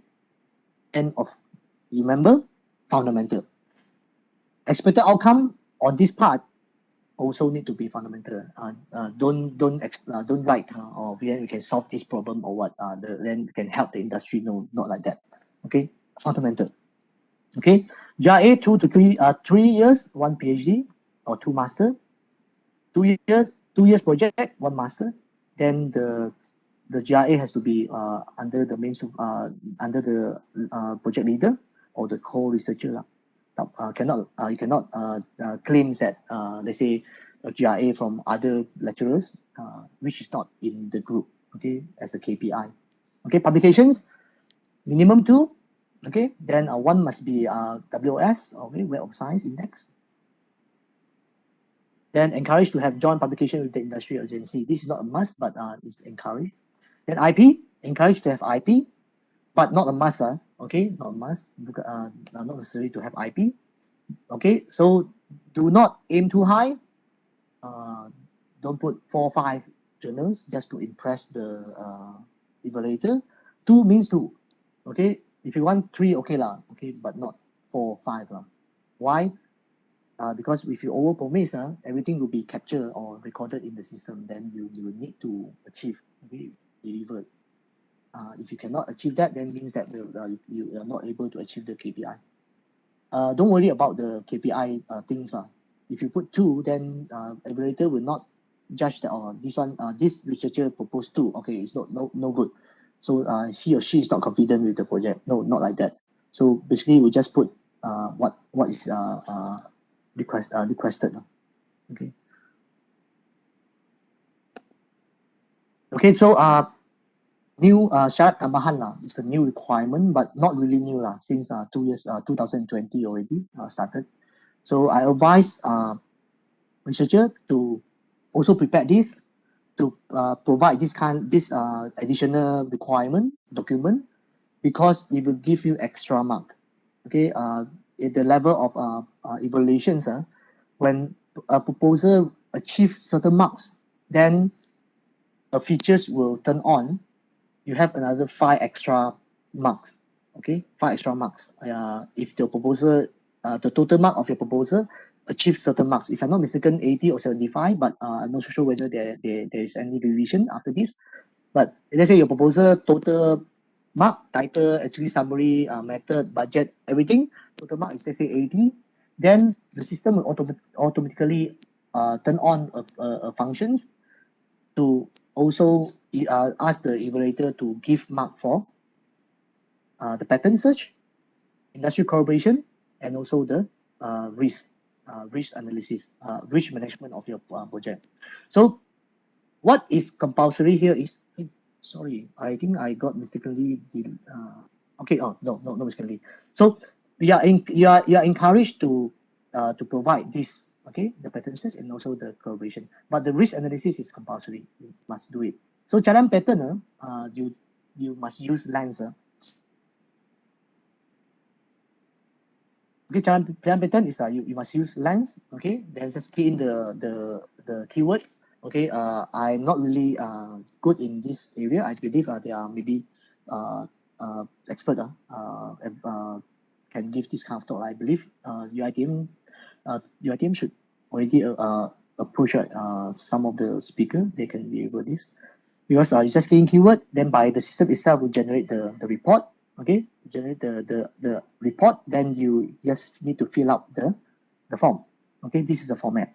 So you insert the keyword that you use, how many search result found, then the link, okay, the link of the search, the result, then you just fill up the form. Okay, so I would not cover this much, but yeah. Okay, then correlation from the industry, then it's not a must, but if you have, then you got extra mark, 1 or 2. Okay, 1 or 2 mark, but it's good enough. Trust me, 1 or 2 marks is sometimes you can change your project to good to excellent, from good to good to excellent. Okay, then the chances for you to get the fund is very high. Okay, so what you need is a LOI lah. It's a letter of intent and saying that that industry partner agree, okay, with the letterhead lah, the company letterhead, then they agree to take part in this particular project. So the project title has to be tally lah. Don't recycle and use those LOI which was signed in, let's say, 5 years ago. Then you attach that as the supporting document. No, not like that. So must insert, okay, highlight the project title. Okay, so next one is risk management. It's a must. Okay, it's a must. You must do it. So they suggest to use SWOT analysis, strength, weakness, opportunity, and threat in terms of risk, in terms of technical, time, okay, then and also the budget. So this is all like your own interpretations, your own opinion, because nobody know more better than yourself what is the level of the risk. Most of the time, evaluator will just agree with whatever risk that proposed by the applicant. Okay, so you need to come up with a write-up maximum 500 words. So you need to come up. Let's say you write maybe 100 or 200. It's fine. Okay, maximum is 500 words. Okay, this is must. Okay, this is compulsory. Without this, the grant will got rejected. Okay, so this is another requirement. So if you have existing FRGS ongoing FRGS grants, if in the migrant system the completion percentage is below 75%, then you are not entitled to apply. It is additional. So let's go to the important notes. Okay, some additional besides those I mentioned just now. So the first one, the most important, carefully read the guideline, the garis panduan, so to avoid TKO. Then update the profile, your CV in the migrant system. Not only you, but your co-worker, your co-researcher also. Ask them to update all these informations. Okay, publications, IP, supervision, teaching, consultation, community service, and also maybe past grants. So this is so important. Why? Because the researcher would like to know whether the co-researcher is really in the same research background that you are trying to propose. Or maybe you need their expertise, then whether this researcher is really capable, have the capability based on the publication background, or maybe from the previous grant, whether this researcher able, okay, we are confident enough that this researcher can help you or not. Okay, that is what we will look at. Then select the most suitable research domain, cluster, and also NPA, because this is where the proposal will assign to the suitable evaluator. Then 2 or 3 years, not necessarily 3 years, but 3 years you need a PhD as a KPI, or 2 master, not really easy. So if you are not confident enough, then you think that 2 years is more than enough for you to complete the project, then you can propose 2 years. Okay, then co-researcher with the relevant background. Okay, so because evaluator will check, they don't want tumpang, penyelidik tumpang. So try to make sure that it's really in the research field, the scope. So minimum 2, maximum 5. So and also need to have one spare, at least one researcher from the same institute or same university with the same business background as the co-researcher, in case penjen ke, mungkin letak jawatan ke, atau mungkin go to somewhere else, so sakit ke, so anything can happen, right? So that is one of the requirement. Well written English. So because reading a poor written proposal is very irritating. Okay, I think most of you here when you review and a manuscript, then if the writing is not so poor, then you feel irritating. Okay, you feel irritated, then you may give a bad comment or maybe poor comment. So I suggest maybe you can pass to the co-researcher, ask them to read, okay, proofread. Do revision, okay, based on the comment given by the internal evaluator. I believe UiTM practice the same, because this is one of the requirements set by KPT. Institute or university need to have a cycle or internal evaluation, internal assessment in the institute level. Okay, so reduce similarity. Okay, my system for evaluator penilai, there is a function that you click, then you give us a value. What is the similarity index of the activity summary? Okay, title, activity summary. If you happen to have a project rejected maybe previously, then now you want to do something again, my advice is do something on the writing, so at least the similarity is not, the percentage is not so high. The purpose of this is to make sure there is no plagiarism. Maybe someone taking some other other researchers' previous proposal and try to submit.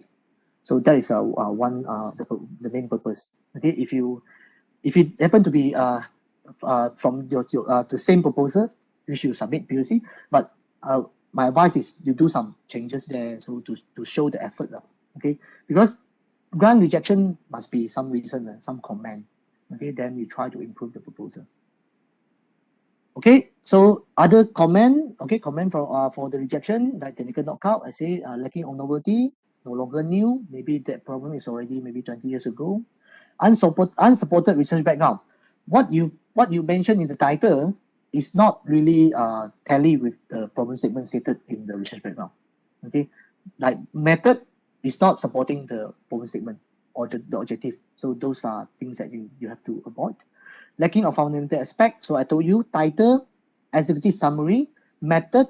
Okay, as also you need to include the fundamental sense. Okay, fundamental sense of in these sections.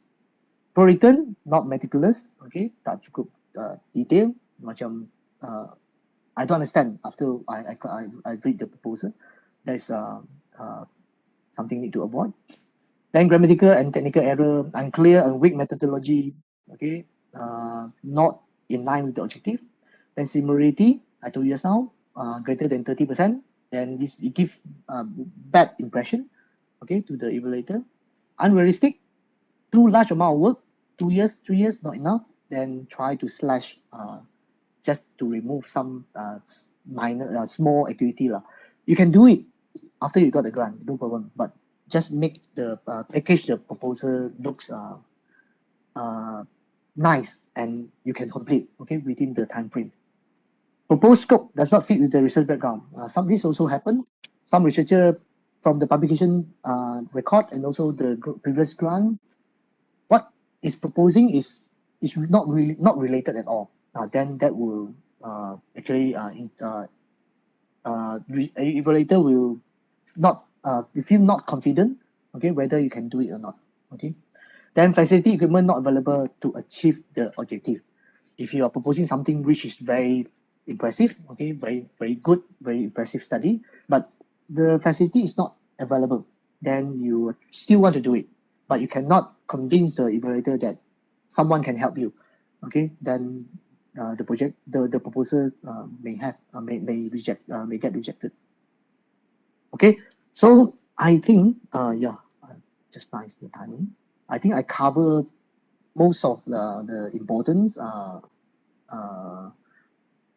informations, which I think is all the researcher should be aware of and should take into consideration when you prepare the proposal. Okay, so I thanks again for your kind attention. So I hand over to the chairperson. Okay, thank you from Professor Chia. Very detailed, very extensive sharing session for participants. Okay, we have 10 minutes, approximately 10 minutes to cover if there are any questions. Q&A. Before that, maybe I can read the question from the chat bar. First question comes from Associate Professor Haliza Muhammad Said. Dear Prof, is benchmarking exercise can qualify FRGS grant? Okay, if the benchmarking exercise is something to do with, let's say, development of maybe new idea, new theory, new knowledge on science, related to basic science, then it should be accepted for FRGS. But if just comparison without generating new knowledge, then and involve maybe some study, okay, some of the experimental study, let's say a survey or doing let's say comparison, then you have data interpretations, then with the result, then I think it's acceptable. Okay, hopefully that's answer Associate Prof Haliza question. If you have further question, you can unmute Associate Prof Dr. Haliza. And the next question from Dr. Kavi Raja, I think from Dr. Kavi from UiTM Negeri Sembilan. This question is, if we propose an international collaborator instead of industrial partner, do we still get any marks for the collaboration section? Collaborator basically carry the same mark. Okay, it's good to have external collaborator, no matter it's a national collaborator or international collaborator. It will not give you extra mark. Okay, as long as you can justify their involvement, what is their contribution, why they need to take part in your project. Because when you invite them to become the collaborator, you need to write out, you need to describe what is their role. Then if you can justify their involvement in the project, their contribution, then it will makes you if you makes the evaluator feel more confident for you that you can deliver the project. That's my answer. So make sure that the collaborator not just putting a name of a collaborator without the description of their involvement, because I think that's I think quite common now. Everyone thought that you should have a collaborator, international or national, then you may have extra mark. No, not that way.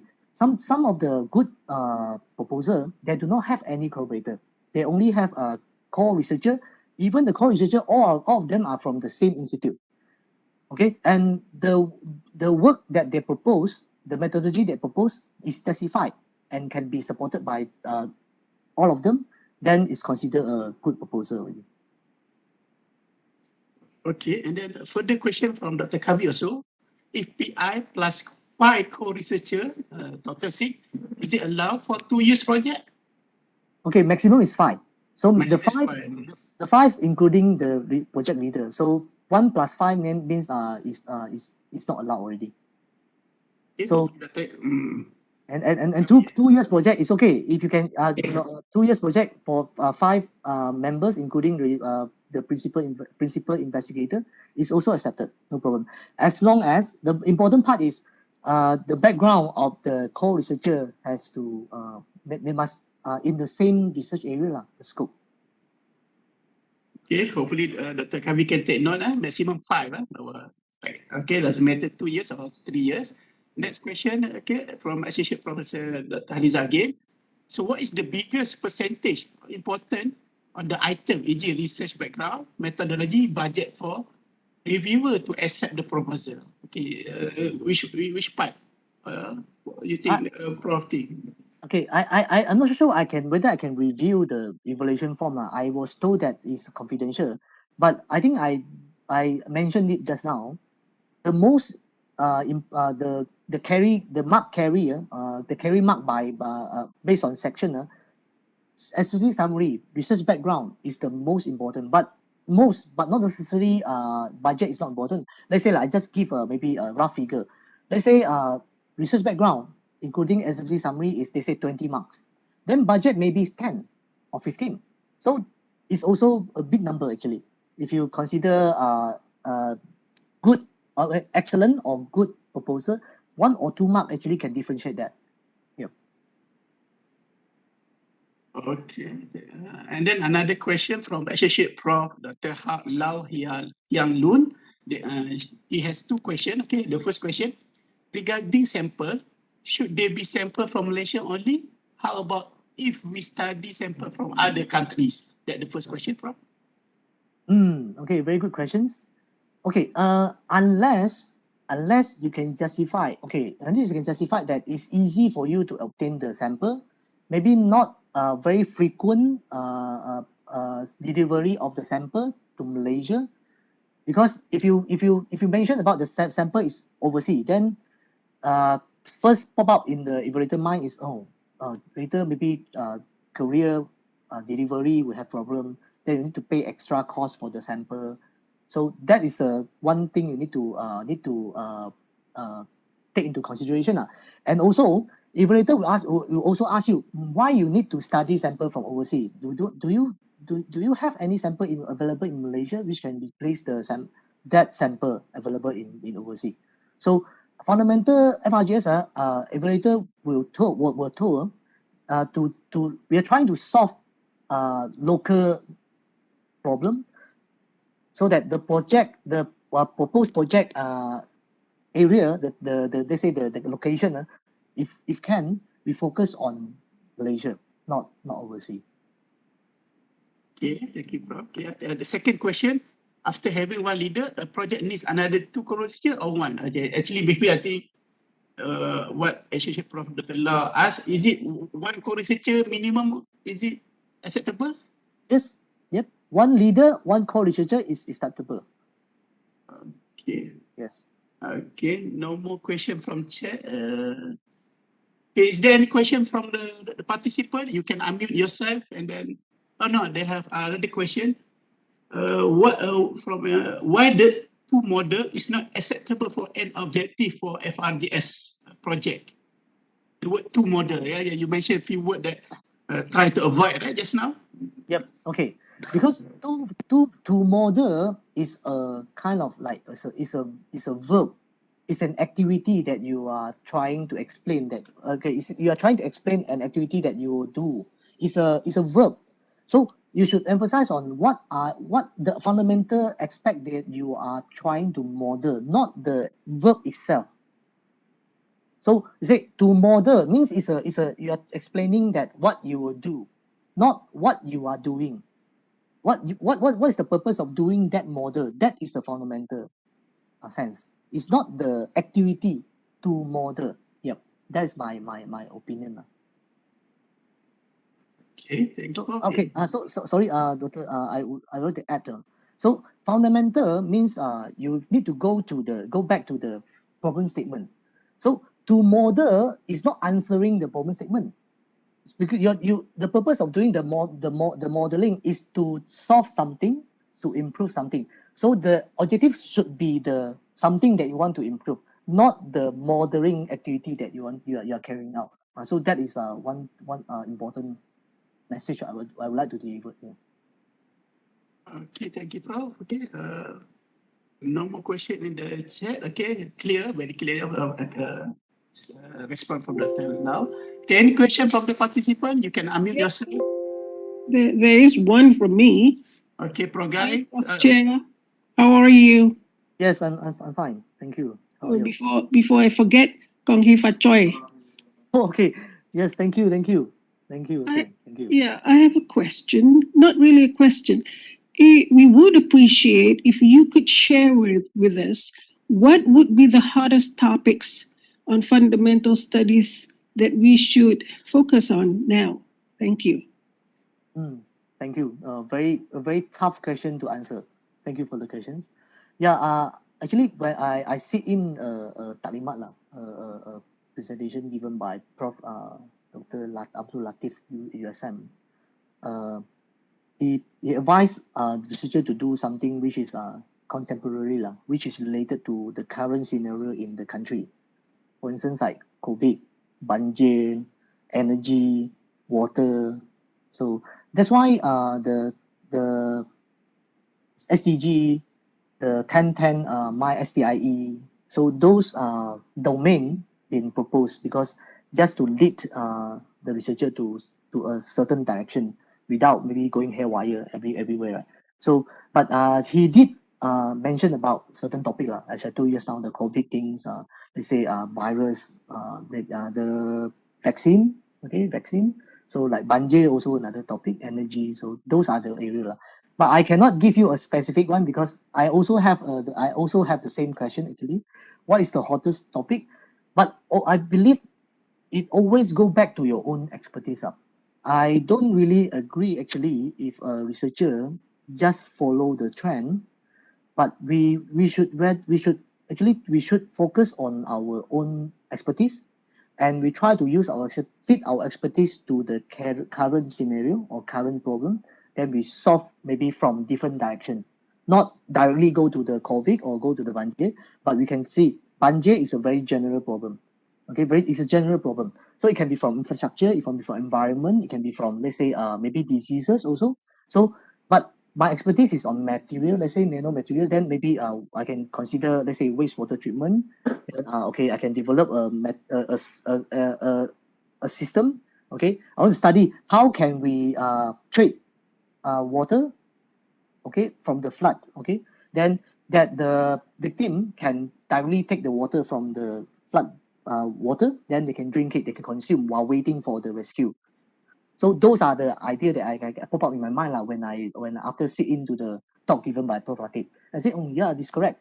Not really necessarily we solve COVID, but because of COVID, then you have a lot of problems. So we solve other problem associated being attributed by the COVID problem. So that is my opinion. Yep. I hope I partially answer your question, Doctor. Thank you, Prof. Chia. Kam sialu, share. 谢谢你。 Okay, thank you, Prof. Thank you, Prof. Guy. Okay, there are another two questions from in the chat box from Dr. J. If the researcher is already on MOHI scholarship, is the grant application for research allowed? I don't know. Okay, this is the first time I encountered this question. I think it's no problem. I think, but you can check with RMC. As long as you are a staff, whether contract staff or permanent staff in university, and you are not retired, okay, you're not going to retire soon, then you can apply. You're entitled to apply. Okay. Yeah, thank you, Prof. Yeah, No problem. that's what I like to hear. Thank you. No problem. Thank I you. hope you can get the grant. Yeah, thank you. Okay, before I read the question, so I have question, Prof. Okay, regarding the executive summary. Okay, I think that's another important part. So the last part for the outcome, should we mention that specific like to fulfill the SDG or KEDA 1 or MySTE? Is it necessary to put, for example, KEGA 14 or from like me and from Helena SDG 3? So should we mention specifically in the output, maybe the last sentence?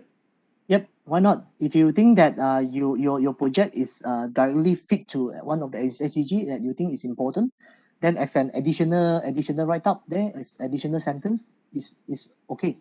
Of course, it's welcome. Okay. So another question: if we want to propose a model through manual procedure but without using statistical modeling method, will it be acceptable? Okay, it goes back to the fundamental sense.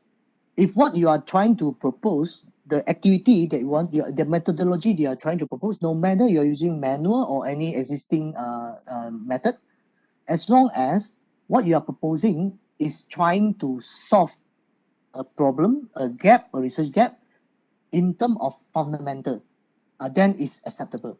So it's not the method that you use, it's the direction that you're targeting.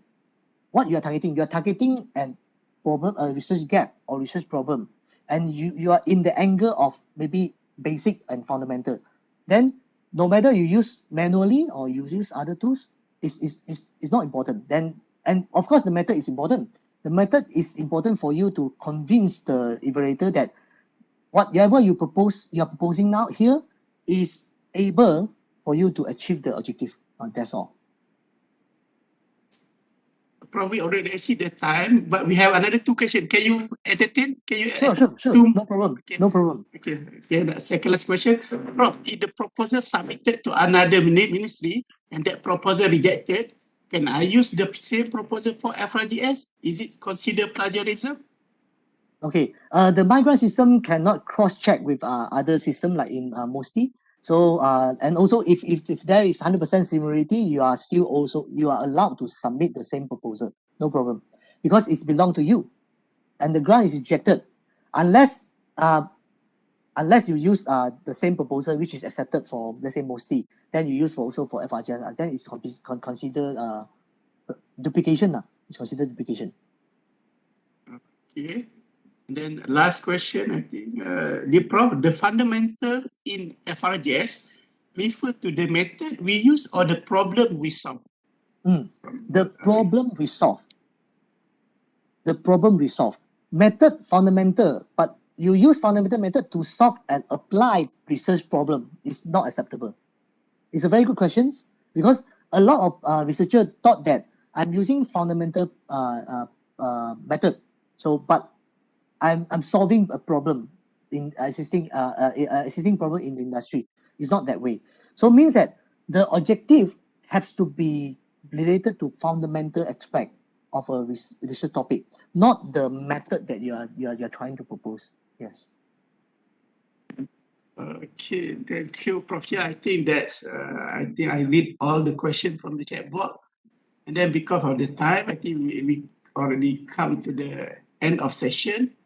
I would like to take this opportunity to thank Professor Chia for your extensive sharing with us.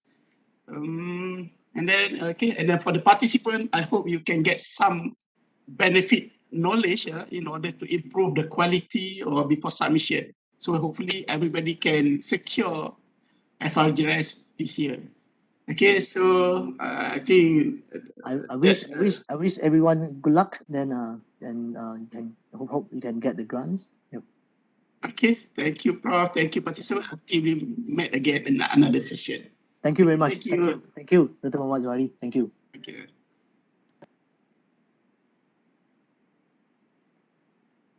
Thank you, everyone. Thank you.